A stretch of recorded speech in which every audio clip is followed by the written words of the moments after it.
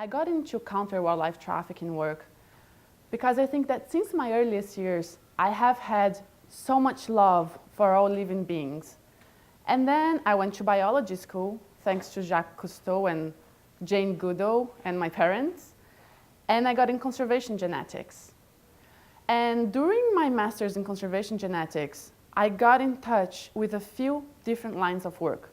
Wildlife forensics from the US Fish and Wildlife Service National Forensics Lab.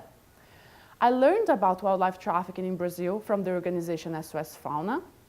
And I started to work with an ornithologist, Fábio Schunke.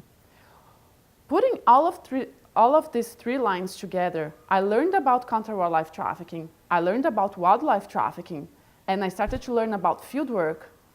I discovered the huge volume of animals that are withdrawn from nature to supply the illegal trade, to supply illegal consumer markets, to supply the illegal use of wildlife.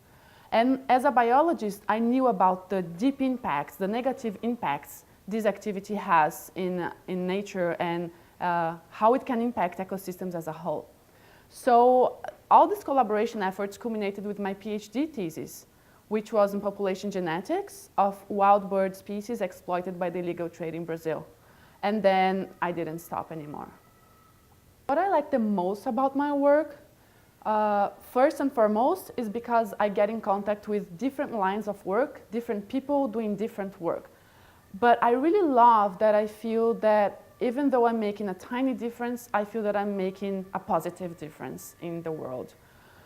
What I like the least is when I get in contact with animals suffering and people suffering and difficult social situations and how complex wildlife trafficking work is and counter wildlife trafficking work is.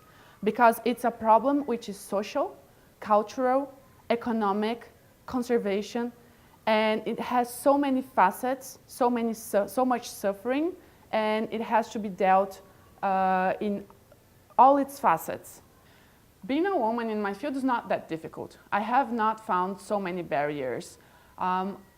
During fieldwork, it was funny because I did fieldwork with one male colleague, and rural inland people felt very uncomfortable. They asked us if we were married or if we were brother and sister, and they said, oh, the girl is going to the forest, the girl is going to the bush, and I reached to my machete saying, I have good company, I'll be fine. We always had this tension of running into the wrong people while in the field, because if they had bad intentions, there was nothing we could do, my colleague could do for me. But in science, I feel that many of my role models, examples, professors are women. They are active, they are on the field, and I feel that it's fine. The major problem that I see in my field is concerning being a working mom, concerning maternity leave, concerning people understanding that after you have a child, your priorities and time will change. I think that we should try to get longer paternity leaves so that women are not so behind in the game when we go back. I think that fathers should be more with the child. And I think that there should be some sort of understanding concerning nursing the baby after you go back to work, and concerning I'm not going to be in the field for 40 days now that I have a 2-year-old, maybe later. But I think that institutions and bosses need to understand that your career will change and your priorities will change, and that this is good because it's the future of the humanity that we are creating. So we have to take care of them with love and care. The Wings organization is so important because even though personally I have not had to fight strong barriers by being a woman in the field, women need to have organizations like this as incentives and helping them to continue to develop their work and fighting for better situations such as same work wages, and getting to discussion the maternity issues, getting to discussions being a working mom, being a woman, and frankly, wearing the clothes that we want. We need to put these discussions on the table, and I think that the Wings helps us to do that in an organized way. But above all, Wings and the Courage Award was the best incentive when I needed the most. I was going through a very difficult professional and personal time when I received the email talking about the award. I was on a dead end, and suddenly I had energy to overcome that, and I did. And the Courage Award was a very important recognition for two reasons. First, it's a recognition of a collaboration effort for which I am a face, I'm a conversion point. But I would not be here without Ken and Mary from the US Fish and Wildlife Services National Forensics Lab, without my advisor, Professor João Morganti, without my fieldwork colleague, Fábio Schunke, without Marcelo Rocha and the organization SOS Fauna, without Stephen Gauster and the organization Freeland, without Dr. Vânia Túlio and the São Paulo Public Ministry. So it's a recognition of all the efforts of all these people, and this is very important. But also it's a recognition of my previous work, my current work, and my future work. When I got in Skype to discuss the award, I told them, see, I have a child, my work has changed, I'm not so much in the field and on the ground anymore, so if you feel you want to take the prize away and give it to someone else, I'm fine. And she said to me, we want to support what you were, what you are, and what you will be as a woman, as a work that your work has to mature and evolve according to your professional life and according to your personal life. And that was so powerful, because I looked at my little girl and I looked at my laptop full of work that was behind, and I said, let's do it. So it was the most important incentive when I needed the most. I think that my greatest accomplishment professionally was to be able to be a conversion point of several efforts. So I think that I was able to put together different lines of work with different people, and together we're starting to make a difference. Personally, I am very fond of having been able to be accepted at the US Fish and Wildlife Services National Forensics Lab, first as a volunteer, then as a visiting scientist, going back every year from 2005 to 2013. And I think I was one of the first to develop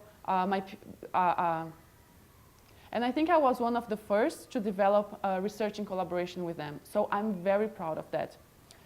I think that personally, and I don't want to sound full of myself, I'm happy for trying to live a life that makes a positive difference, even if it's a small one. And I feel good to feel that I'm doing a little bit of good in an ethical, in a way that it's good and correct. And I feel that being a good example for my child, maybe she will grow up believing the same values that I do, and then step by step we're going to get to a better place to humanity. I think that many people have had very strong influence in my life, and I wouldn't dare to name one. So if you allow me, I will name a few. I don't want to sound lame, but of course my parents, especially my father, who always told me to follow my heart and follow my dreams, and have supported me even during the most difficult times. And same to my husband and child, they always supported my crazy line of work when I wanted to go to the field, when I wanted to go to police raids on the ground with SOS Fauna. But when I got in biology school, the professor asked, who here got in biology because of Dolly and all the genetic changes that there were in the years 2000? And I didn't raise my hand. I raised my hand when he asked who got in because of Jacques Cousteau. And if he asked Jane Goodall, who got in because of Jane Goodall? And that's me. So these people that are on the field, that are making a difference, that show us biodiversity and how important it is, and that we have to care for biodiversity there as entities that evolve during time, and not in our houses or in zoos. They made a difference in my career choices. but also my professor, João Morganti, who always said that he would support my dreams and my research, and he said, choose your research, I'll be there with you. And he says this until today, and I'm not in his lab anymore. And Ken Goddard and Ed Espinosa and Mary Curtis from the forensics lab, after many letters saying that I just had to go to the forensics lab, they said, you know, come. And then they kept accepting me again and again and again and teaching me about wildlife forensics. So, and Marcelo Rocha from SOS Fauna, who taught me about wildlife trafficking in Brazil. And Fabio Schunke from my fieldwork, who taught me about ornithology and fieldwork. So I think that so many people have had such important influence in my life that I wouldn't dare name in one. And all the unspoken, not famous conservationists around the world that give their lives for a mission and a cause. But above all, my parents who raised me to be a person who is good and ethical and correct, and to respect and love all living beings from all species. I think that if I could say something to a teenage boy or girl who is interested in science, I would say that the real game changers are the ones who are nonconformists, are the ones who change the status quo. So you're gonna hear lots of no's, but that's good, that's great. And true scientists, they understand that we expect the paradigms to change. So we want younger people questioning our results. We want younger people questioning paradigms, questioning the status quo. This is good. If you run into an advisor or someone who says that you shouldn't do that, run away from them, because they are not the ones who are going to support your work. Keep on going, keep on questioning, keep on changing, because we're not doing such a good job with the world we're leaving to you guys. So please go ahead and change and question and be critical. I think that the only way to change huge problems such as lack of accountability and lack of empathy is to take parallel but interdependent ways. And one will not make sense without the other.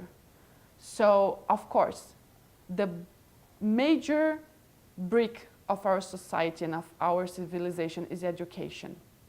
Education is what will create behavior change in medium to long term. So we have to educate people, bring information, bring awareness, and especially work with the younger children and teenagers and the next generations. So that is what will create the behavior change that we want to see in the future years. However, while we don't get there, we have to work to conserve and to conserve, for example, biodiversity until this behavior comes. So people must be held accountable for their acts. People must, okay. So while we don't achieve the change that education will bring in medium to long term, people must be held accountable. So I think we need laws that are strong and show our societies what is important, what matters. If we have laws that say that, for example, wildlife crime is a misdemeanor, that sends a message and sends the wrong message. If someone, for example, a wildlife trafficker, gets caught, no penalties, no jail time, and he keeps free to commit the same crime and get high profits, that will send the wrong message. So we need education, we need awareness, but we need strong laws. We need the state to show society what's acceptable and what's not. Otherwise, they will keep on doing that until we don't have anything left. We don't have elephants, we don't have macaws, we don't have, and the impacts to human society about this will be huge and are already happening. Concerning empathy, I think that we need to show people that other species need to be conserved, yes, for environmental services, yes, in our interest, but simply because they deserve, they have a right to their lives in their ever-changing environments to evolve over time. Why do I need to conserve a bird? Because it disperses seeds? Yes, but just because it's its right to live a fulfilled life. And I think that people should have more respect to other beings in our species and in all other species. It can be a domestic species such as a cow or a pig, but it can be a bird, it can be a snake, it can be a dung beetle. If I could tell one thing to the world in a billboard, I would need 1,000 billboards because I have so much to say. But if I could choose one sentence now, maybe a little bit lame, I would say, wild species are not pets. I think that's my main mission currently. I think WINGS is important for several reasons, but first and foremost, to incentive women in science and exploration, but as an organization that brings these women together, that makes them talk to each other, that shows their work to the world, and that puts important issues on the table for discussion.